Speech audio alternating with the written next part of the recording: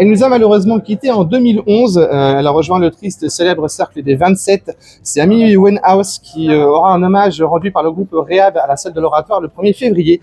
Et je suis en compagnie donc de la créatrice, on peut dire ça, du groupe Rehab. On peut dire instigatrice aussi. Sandrine, bonjour. Ouais. Bonjour Erwan. Alors tout d'abord, Rehab, déjà, comment ça s'est formé, je voulais savoir? Alors Rehab, ça s'est formé il y a quelques années désormais, en 2016 ou 2017, dans un projet plutôt commun avec le guitariste qui était donc l'instigateur principal de cette formule.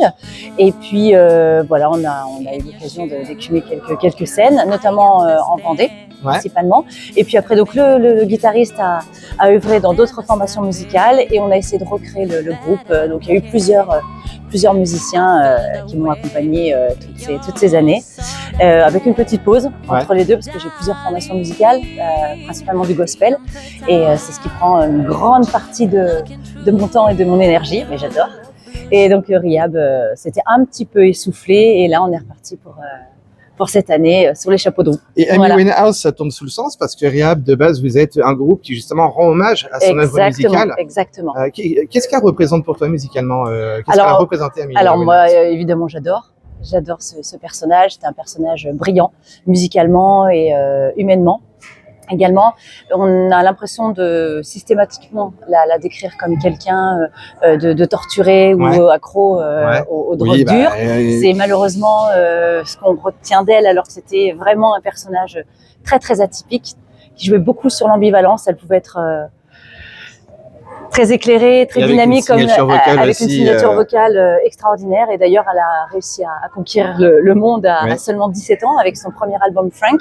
Et elle s'est nourrie de plein d'influences jazz, notamment avec Sarah Vaughan, Frank Sinatra. Donc un peu anachronique par rapport à son époque.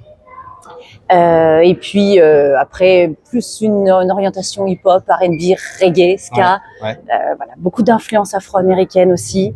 Donc c'est très riche, c'est très riche, très varié. C'est ce qu'on va essayer de mettre en reprendre le répertoire de Amy Winehouse, de l'interpréter face à un public. Est-ce que c'est un exercice compliqué à faire?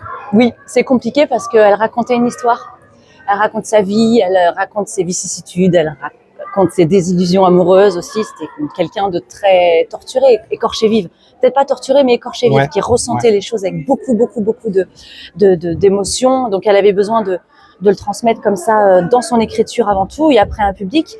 Et finalement, c'est quelqu'un qui a été un peu écrasé par le star system, puisque ce qu'elle souhaitait, c'était, enfin, ce qu'on peut en lire dans les biographies, etc., n'ayant pas connu personnellement, évidemment, écumer plutôt les clubs de jazz dans des contextes un peu intimistes et pas vraiment des grandes scènes, des grands concerts.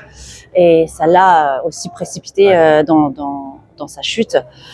Donc c'est pas simple, c'est pas simple. Nous, on n'est pas du tout dans le mimétisme ou la caricature. Vous verrez pas de perruque pour cette prestation, non, du tout. C'est une réadaptation en fait. C'est une réadaptation. On essaye d'être le plus proche de l'univers. On y met un petit peu notre identité, notre singularité, de manière tout à fait modeste et humble. Et là, en plus, on en formule très intimiste, très acoustique. Donc, on n'a pas les cuivres, on n'a pas tout ça. Et puis, de toute façon, la salle de l'Oratoire ne permet pas d'avoir de cuivre, parce que l'acoustique étant, c'est difficile de mettre ce type d'instrument dans ce lieu-là. Alors justement, revenons à cette soirée, donc le 1er février, donc ce sera à la salle de l'Oratoire, c'est à partir de 19h. Alors moi, ce que j'ai bien aimé justement, c'est que c'est entrée libre, avec une participation au chapeau, comme on dit. Voilà, un peu à l'ancienne. À l'ancienne, tu dis, Et c'est important justement de laisser cette entrée libre au public pour partager un moment musical. Exactement, tout à fait. Ça nous contraint pas non plus à organiser une billetterie. Les gens mettent, s'ils ont envie de mettre un peu de sous. Telle une quête dans une office religieuse, mais on est dans une autre ambiance. Mais oui, comme ça permet aussi à tout le monde, si ça leur plaît, ils restent. Si ça leur plaît pas, j'espère que vous restez. Je pense que ça va plaire aux gens. En tout cas, Amy Winehouse, ça parle à tout le monde. Après, Sandrine, c'est vrai qu'on t'a déjà vu plusieurs fois fois dans la région pour des événements musicaux. Oui. D'ailleurs, parlons de ça. Après le 1er février, quel autre événement allez-vous couvrir, s'il y en a? Alors, le 14 février, nous serons avec le groupe Hope, H-O-P-E, donc le gospel, gospel La Rochelle. Alors, il y a plusieurs gospels à La Rochelle, nous, c'est la formule la plus réduite, au restaurant Amazon. D'accord. Voilà, dans le cadre de la Saint-Valentin. Après, je donne plutôt des représentations privées. Ok. Voilà, dans des établissements, En tout cas, pour le groupe, la prochaine, c'est le 14. Oui. Et après, c'est plutôt au mois de mars que ça commence à... Voilà, ça commence à bouger. Oui. On aura les dates. Donc, c'est le 1er février à la salle de l'Oratoire La Rochelle. Grand hommage musical par le groupe, interprété par le groupe Rehab. Hommage à Amy Winehouse. Merci beaucoup. Merci, Erwan. Sandrine, d'avoir pris le temps de répondre à mes questions. Bien Avec évidemment, plaisir. on sera là le 1er février parce que si vous aimez la musique aussi, on vous invite à venir. D'ailleurs, petite question personnelle pour finir. Qu'est-ce que tu penses, toi, de l'évolution musicale aujourd'hui? Parce que je pense que tu es très jazz, rock, blues, gospel. Moi, j'écoute de tout. Je suis très éclectique dans mes choix musicaux. Je sais bien un petit peu plus ma question. Qu'est-ce que tu penses de cette modernisation, par exemple, l'intégration de l'IA dans le domaine musical, l'autotune qui maintenant prend beaucoup d'ampleur, et même si ce n'est trop. Cette évolution-là. C'est sujet à controverse, en tout cas en ce qui me concerne. Moi, je suis un peu anachronique dans tout ce que je fais, c'est-à-dire que je suis en décalage avec aussi mon époque. Ça a toujours été comme ça.